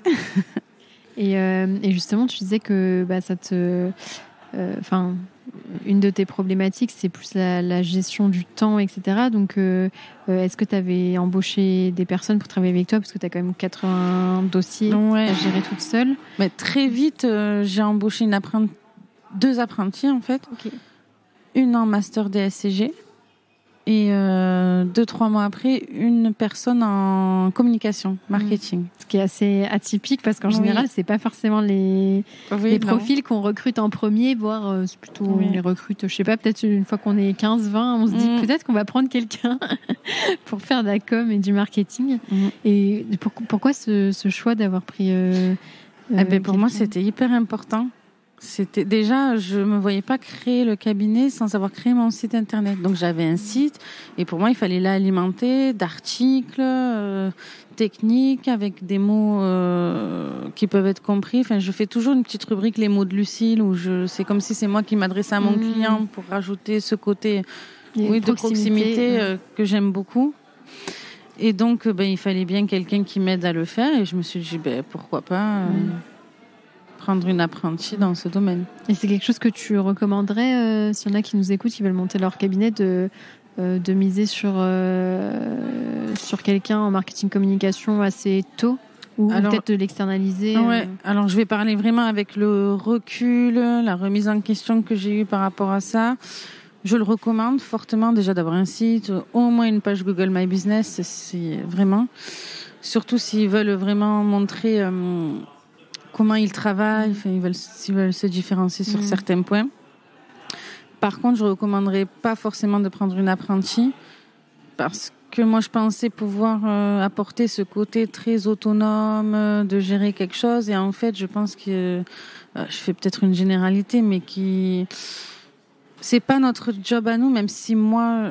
Mais t'as pas l'expertise... J'ai pas l'expertise assez poussée, même si c'est quelque chose que j'adore faire et auquel je me débrouille bien seule en autodidacte. Mais un apprenti peut vite se sentir, et c'est un peu ce qui s'est passé avec cette personne, en décalage, de pas savoir, de pas être assez accompagné. Alors nous, on essaie d'accompagner comme on peut, mais sur ce qu'il attend lui, en fait, il y a eu un peu parce qu'en fait, il faut que la personne soit très autonome et force de proposition, etc. Donc je pense que ça dépend aussi du profil de la personne et aussi peut-être que après quand tu prends un peu de l'expérience, tu prends confiance en toi, ça vient plus. Mais c'est vrai que peut-être qu'il y a certaines personnes qui peuvent avoir plus besoin d'un cadre et qu'on te dise quoi faire, comment faire. Ouais, c'est ça. Et même avec ça, au-delà de ça, ils attendent vraiment qu'on leur apporte dans ce domaine aussi l'expertise de comment faire, mais tout le temps. Sauf qu'en fait, on l'a pas nous parce qu'on vient pas de la com. Enfin, vraiment les dessous du codage du machin sur les sites. Et moi, j'avais fait faire une formation avec la personne qui avait créé mon site, mais ça suffit pas pour eux. Ils attendent vraiment tout le temps pour se former à eux, à leur diplôme et à leur futur métier, etc. Donc, je conseillerais par contre de l'externaliser et de prévoir un budget pour ça, même si ça peut paraître beaucoup. Après, vous n'êtes pas obligé de prendre un gros budget et commencer sur juste des petites mises à jour. Mais pour que ce soit alimenté, quoi. Et puis même, je pense que si tu te fais du réseau, que tu as des prospects, etc., qui te cherchent après sur Internet, s'ils ne trouvent pas... un minimum d'infos. Tu te dis un peu, c'est bizarre, ou est-ce qu'elle existe vraiment? Enfin, c'est bête, mais je veux dire, c'est un réflexe qu'on a. Et pour le retour, je demande à chaque fois, moi, d'où les personnes m'appelaient, où ils m'avaient trouvé. Donc, c'est pour ça que je te dis que je sais que c'est plus de 50%, c'est lié au site. Et ce qui revient beaucoup... et ils le disent d'eux-mêmes, on n'a pas besoin de poser la question, c'est c'est vous que j'ai trouvé, c'est vous qui remontez en premier, mais après j'ai trié aussi par les avis. Donc les avis très importants, essayez d'en demander à vos clients parce que les personnes trient après par... ce qui est normal en plus, surtout dans une relation comme ça où c'est de personne à personne, c'est important de savoir, comme tu disais, d'avoir la confiance... Ok. Et je crois que je sais pas si tu l'avais mise en place déjà dès le début, la semaine de 4 jours. Oui. Ou pas. Mais moi, j'ai toujours fait 4 jours. Même, ça marche pour moi aussi. Même quand tu étais salarié? Ah oui. Salarié? Ah non, moi, quand j'ai créé mon cabinet. Quand tu as créé ton cabinet. Ah non, salarié, c'était compliqué. Hein. Sauf quand j'ai été directrice. Ah oui. Tu faisais 4 jours? Ouais. Ah oui. 4 jours et demi. Allez, j'allais le mercredi matin. Quand même. Et comment ça t'est venu justement déjà cette idée de faire la semaine de 4 jours? Parce qu'on en parle de plus en plus, mais en cabinet, on entend souvent non, mais c'est pas possible avec nos métiers de faire la semaine de 4 jours. Après, moi, c'est proposé, je l'oblige pas. Hein. Si quelqu'un pour, veut pas le pour faire, les salariés, mais toi, tu le fais. Alors que tu vois, il y a des experts comptables qui pourraient dire ah non, mais moi déjà, je travaille 6 jours sur 7, si ce n'est pas 7, donc c'est pas possible. En cabinet, c'est pas possible de faire la semaine de 4 jours parce que le métier fait que. Et pourtant, toi... Ouais, mais c'est l'organisation. Tout à l'heure, je te disais qu'avant de créer le cabinet aussi, déjà, le fait d'avoir fait mes mémoires sur des choses, ça m'a permis de mûrir des... Voilà. Mais aussi, avant, je me suis posée sur des notions de vraiment... pourquoi je fais ça? Qu'est-ce que je veux? Qu'est-ce que je veux pas? Qu'est-ce que je veux dans mon cabinet? Introspection, un peu. Ouais. Et j'ai posé sur du papier. Et le fait de faire ça, déjà, après... Il y a le risque de repartir dans des choses et de se comporter comme un salarié. Et c'était hors de question. Donc, je me rappelle toujours ce que j'ai écrit sur le papier pour me remettre quand je sens que... Et c'est pour ça, je pense que j'y arrive. Et j'organise mon travail en fonction de ça. Alors, je dis pas que des fois, je finis pas tard. Hein, c'est pas vrai. Hein. Mais c'est des périodes, en fait. Tu finis tard 4 jours par semaine au lieu de finir tard 5 jours. Ouais. Et encore, je finis tard que dans des périodes où vraiment je me mets la pression. Hein. Là, on finit tous à 6 heures, on est parti. Hein. Ah oui. Là, oui. Et donc, je travaille pas le mercredi. Ma collaboratrice ne travaille pas le vendredi. Elle a choisi son jour. À partir du moment, après, il y a toujours quelqu'un au cabinet. Ou sinon, je le dirais que c'est fermé. Et donc, vraiment... au-delà de... Alors, parce que moi, je suis une...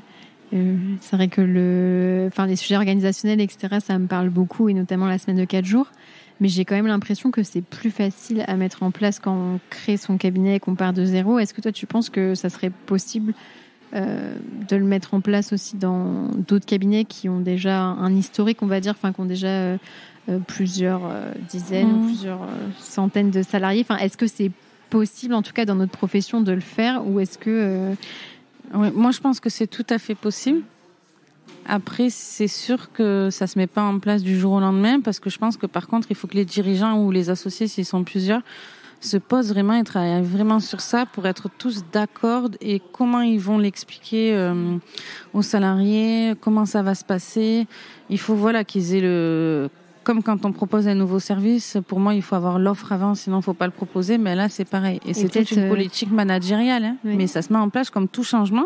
Et avec les nouveaux changements, nos postes de travail qui évoluent, ça peut permettre aussi d'amener une nouvelle dynamique, de le mettre en place là dans les cabinets de plus grosse envergure. On peut le tester aussi, parce que juste avant que je t'interviewe, j'ai croisé Cyril de Grillard, si tu nous écoutes, Cyril, qui me disait qu'il expérimente la semaine de 4 jours dans son cabinet, mais qu'ils le font pour l'instant 1 semaine par mois pour tester, pour voir comment ça se passe, etc.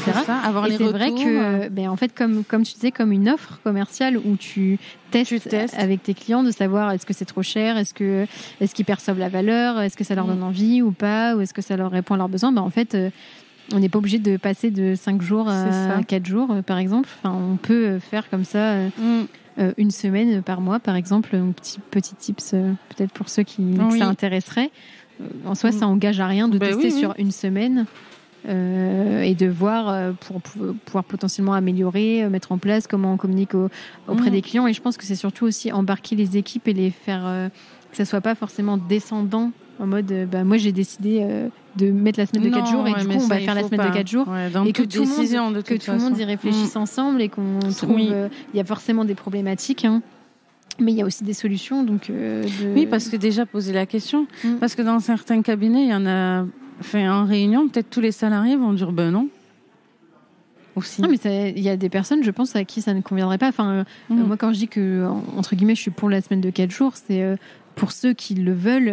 Après, le but, c'est pas de... S'il y a des personnes où dans leur organisation, par exemple, ça les arrange pas, etc., et qui préfèrent faire 5 jours et travailler moins par jour, en fait, c'est plus le fait d'essayer de réfléchir à la question et comment on pourrait s'organiser pour... Et s'il y a des personnes... qui veulent faire la semaine de 4 jours, qu'on puisse tester, voir si ça fonctionne ou pas, améliorer avec le collaborateur et pas dire c'est comme ça, c'est pas autrement. Et je pense que c'est... Oui, mais c'est bien. Important. En tout cas, ma collaboratrice est ravie. Et là, c'est week-end de 3 jours tout le temps, du coup. Et même toi, au niveau au niveau perso, du coup, ça te permet beaucoup plus de le mercredi, couper, je peux m'occuper de mes enfants, leur laisser faire, parce que la plupart des sports pour les enfants sont le mercredi, donc leur laisser faire ce qu'ils veulent. Aussi. Après, c'est une journée très chargée, je cours. Mais bon. C'est pas des congés, quoi. Ouais, non. C'est quand même... C'est sportif. Du coup, est-ce que tu peux nous expliquer concrètement qu'est-ce que tu fais au quotidien toi, Lucille, dans ton cabinet, c'est quoi? Je sais pas, on va dire il n'y a jamais de journée type, mais ou un exemple de journée, à quoi ça peut ressembler? À quoi ça ressemble? Je prends un café déjà quand j'arrive. On discute un peu. Tu commences à quelle heure? Il faut pas dire. 9h. Ouais, 9h, 9h15. Ça dépend si j'ai discuté à l'école ou pas, quoi. Donc, je prends un café. Généralement, ma collaboratrice est arrivée avant moi. Hein. Donc, je lui demande si ça va. On fait un petit point. Après, j'allume mon ordinateur. Je regarde... je traite tous mes mails. Pour moi, ça, c'est le point important. J'épure tous les mails. Ça peut me prendre une demi-heure comme 1 heure. Après, j'ouvre ma to-do et je regarde qu'est-ce que j'ai prévu. Je la revois s'il y a des choses qu'en fait, je sais que je pourrais pas faire et que je reporte. Il t'est arrivé d'autres demandes. Ouais, voilà. Et puis, donc, en fonction de la to-do, je fais ma prod ou quoi, ou je rappelle les clients que je dois rappeler. Après, je vais être coupée, j'ai sûrement un rendez-vous client. Et ou sinon, j'avance sur, quand je dis production, c'est vérification d'un dossier que m'a envoyé ma collaboratrice qui est terminé, ou une partie conseil, une étude immobilière, un prévisionnel, une création d'entreprise, voilà. Et tes mails, du coup, tu les traites une fois par jour? Oui. Ou tu les non, après dans la journée, si j'en ai, mais j'essaie de pas trop regarder parce que ça coupe trop dans. Ouais. C'est pas bon de faire ça. C'est ce que je me disais. Vraiment pas. Justement, tout à l'heure, quand j'étais dans le train pour venir à Montpellier, où je discutais avec une expert comptable de mon cabinet, et je me disais, je sais pas si au niveau productivité, gestion du temps, tu vois, on pourrait se dire, je sais pas, que en fait, tout le monde, quand il arrive, il regarde ses mails, il les traite genre pendant une demi-heure, par exemple, ou au moins tu sais que tu as ça. Et puis après, avant de manger, tu te gardes une demi-heure aussi. Mais c'est ce que je demande à mes collabs. T'as un truc. Après, pareil, genre à 14h. Et je sais pas si tu regardes avant de partir, parce que peut-être que ça peut te faire rester plus tard, alors qu'en soi, en général, il n'y a pas d'urgence, tu peux répondre le lendemain. Oui, c'est ça. Moi, je leur dis avant de partir, au moins 1 heure avant. Comme ça, tu prends pas sur le temps. Ouais. Mais oui, faut se mettre ces temps-là, sinon on a tendance, dès qu'on entend ou dès qu'on voit quelque chose, alors que t'es sur on s'arrête. Ouais. Donc c'est pas bon du tout.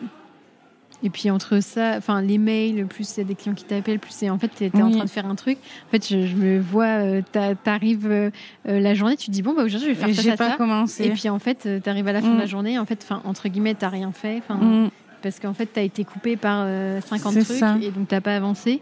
Et donc je pense que essayer d'organiser cette journée, peut-être limite de couper les notifs mail entre guillemets. Ouais, je pense qu'il faut les couper si on les a. Si tu te dis que le matin tu traites ce qui est à traiter et comme tu dis oui, après on n'est pas dans le. Fait nous on met en avant la réactivité, mais c'est pas non plus dans la minute même. Si tu réponds dans les 24 heures. Voilà, c'est ça. C'est très bien, très très bien. Et c'est quoi que t'aimes le plus du coup dans ton métier?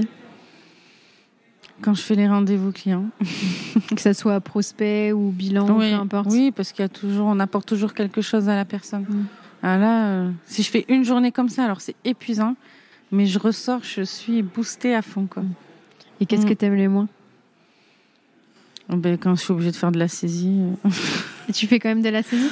Si quelqu'un est pas, quand j'ai été seule là en début d'année, il fallait bien faire avancer un petit peu les dossiers. Même quand on est expert comptable, des fois. Voilà. On fait de la saisie. Des fois, il faut pouvoir prendre le relais et soutenir aussi, même quand quelqu'un est malade quand ou quoi il que ce soit. Nous, on n'est que deux, donc voilà. Faut bien que quelqu'un le fasse. Donc c'est ça. Hein. Donc la production de base, non, ça y est, j'ai donné, j'ai fait ce que j'avais à faire. Maintenant, j'aime transmettre. Donner des petits tips, faire évoluer les gens, quoi. C'est ça que j'aime. Après, moi, faire ça, je n'ai plus d'intérêt, entre guillemets. Ça m'apporte rien, on va dire. Et du coup, au niveau de ta situation familiale, donc tu as 3 enfants. Oui. Et on a déjà peut-être un peu évoqué équilibre pro-perso avec la semaine de 4 jours. Est-ce qu'il y a d'autres choses que tu as mises en place ou qui peuvent... Oui, il y a des choses. Des choses que je ne sais pas. En fait, je travaille pas une semaine sur les 2 semaines de chaque vacances scolaires. Ok.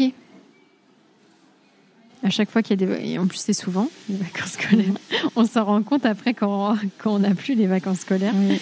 que c'est souvent. Et donc, donc il y a à chaque fois peut-être la première ou la deuxième. Donc, ouais, généralement sur la deuxième. Ok. Comme ça, la et en première, plus, tu prends aussi des vacances l'été. Ah oui, un mois. Tu prends un mois complet où tu ouvres pas du tout ton ordi ou si tu regardes un peu quand même?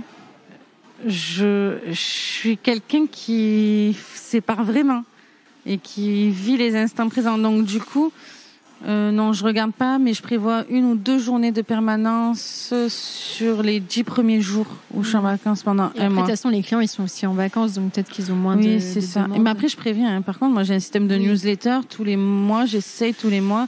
Donc, quand il y a des choses comme ça, avant les vacances, je commence à prévenir. Après, s'ils m'envoient un mail, ils reçoivent un mail automatique où j'écris bien que. Mais par contre, je signifie bien les urgences parce que des fois. Oui, c'est pas forcément. Eux, ce qui est urgent pour eux n'est pas forcément. Voilà. Toujours dans la communication, en disant que bon, après, si pour eux c'est une urgence et que bon, ils ont dépassé la journée de permanence, c'est pas grave, c'est nous qu'on est responsable, donc on gérera tout ce qu'il y a à gérer. Après, il n'y a pas de souci. Non, mais c'est bien de dire que tu arrives à le faire aussi, parce que je pense qu'il y a beaucoup de cabinets ou d'experts comptables qui disent bah non, on peut pas disparaître comme ça pendant un mois. Et après, les clients, déjà, ils prennent aussi des vacances. Et si tu leur expliques que tu es en vacances. S'ils savent dès le départ. Je pense que. En fait, et que le taf est bien fait tout au long de l'année, avec une proximité, une certaine. Oui, c'est pas un mois où tu n'es pas là, sachant qu'eux seront peut-être pas là non plus 2 ou 3 semaines. Donc, c'est pas 1 ou 2 semaines au total où tu n'es pas là qui va tout changer si ça se passe bien en général. Et du coup, quels sont tes futurs projets? Est-ce que tu as pour projet de développer encore plus le cabinet, d'embaucher plus de personnes ou peut-être pas ou... Si, oui, j'ai des projets. Plein de projets. Que serait ma vie sans projet? Non, je veux développer encore un peu plus le cabinet, mais je vise pas les 5 collaborateurs, mais alors pas du tout. Je veux garder un équilibre de vie pro, vie perso. J'attends de voir comment aussi le métier évolue avec lui, avec ce que j'ai déjà. Je veux que mes salariés puissent avoir un cadre de vie qui soit pareil que le mien, en fait, le même équilibre de vie. Donc j'ai d'autres projets qui sont en lien avec le cabinet, mais beaucoup plus axés du coup gestion de patrimoine. Plus développer cette partie-là, comme tu disais que pour l'instant tu n'arrives pas à... Oui, j'ai mis des choses en place, mais j'aimerais bien que tout ça reste en lien avec mon cabinet. Donc j'aimerais bien créer mon cabinet de gestion de patrimoine en fait. Okay. Clairement. Sur fin d'année prochaine. Tu peux pas le faire dans ton cabinet, genre vendre les prestations de gestion de patrimoine? Si, je peux, mais après, il faut faire attention que ça dépasse pas. Donc autant séparer et puis gérer d'une autre façon l'autre structure. Mais avant ça, j'ai un autre projet en cours qu'il faut que je finalise là sur cette fin d'année. J'ai pas réussi. Normalement, c'était avant que je devais le faire. Sur de la formation. Okay, j'adore animer, j'ai eu de très bons retours auprès de mes clients sur ces réunions trimestrielles, donc du coup je me suis dit et je me régale dans ça. Donc je veux axer sur développer une activité dans la formation. Et c'est plus à destination des clients, à destination des collaborateurs ou des experts comptables, à destination des étudiants? Destination des clients et des porteurs de projets. Ok. Pour l'instant. C'est déjà mal. Bien. Et en plus, ça te fait aussi c'est des prospects, des clients qui peuvent te découvrir par d'autres biais que l'activité expert comptable et après venir, du coup, en récurrent, être client dans ton cabinet ou à l'inverse, des personnes qui sont déjà clients de ton cabinet qui vont avoir besoin de formation, de gestion de patrimoine. Donc, tout est lié. C'est ça. Et ça met un petit point d'honneur puisque... Oui, c'est vraiment quelque chose que j'aime beaucoup et je vais vraiment axer les formations sur vraiment du personnalisé. Je veux pas faire ce qui peut exister.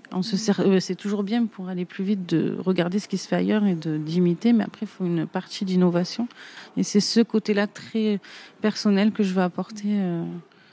Et beaucoup aussi dans l'introspection de soi, entre guillemets, en lien avec la gestion de son entreprise, puisque ça y fait beaucoup. Enfin, je pense, après, c'est mon avis.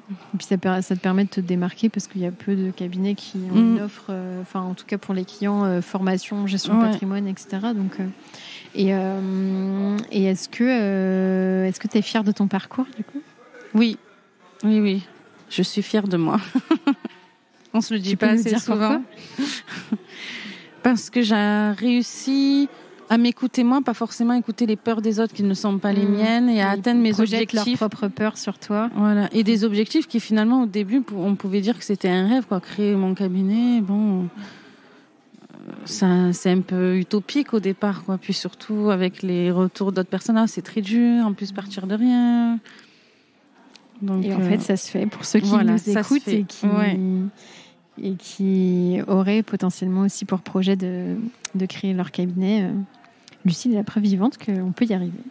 Et s'il y avait des choses à refaire, est-ce que tu les ferais différemment ? J'ai envie de dire que non, parce que les erreurs que j'ai pu faire m'ont permis de faire autrement et de m'améliorer. Donc non. D'apprendre. Oui, voilà. Et si tu avais un conseil à donner à la Lucile qui a 20 ans, qui était en DCG du coup, elle avait peut-être déjà un peu envie d'être expert comptable, mais est-ce qu'elle s'imaginait qu'elle ferait tout ça ? Non. J'avais quelque chose qui m'animait, mais pas que je ferais tout ça. Et du coup, est-ce que tu avais un conseil que tu lui donnerais ? Justement, peut-être de te faire confiance. Ouais, j'allais dire, crois tout le temps en toi, parce qu'à des moments, ça a été un peu compliqué quand même, hein, malgré ce que je peux faire ressentir et ce que je peux dégager. Non, ça n'a pas toujours été facile, et voilà. Et croire en soi. Écoute, merci beaucoup, Lucile, pour cette interview. Et puis, je te dis à très bientôt. Oui, merci, avec plaisir. Merci à toi. Au revoir. Félicitations, tu as été au bout de cet épisode. Aide-moi à faire connaître le podcast en choisissant parmi ces 3 options. Le plus rapide d'abord, c'est de me donner 5 étoiles sur ton appli de podcast préféré. Le second, c'est d'écrire un gentil commentaire pour m'encourager et pour faire plaisir à l'algorithme. Et bien sûr, tu peux aussi en parler autour de toi. Enfin, le top du top, ça serait forcément de faire les 3. Pour découvrir le prochain épisode, je te donne rendez-vous dimanche prochain à 10h.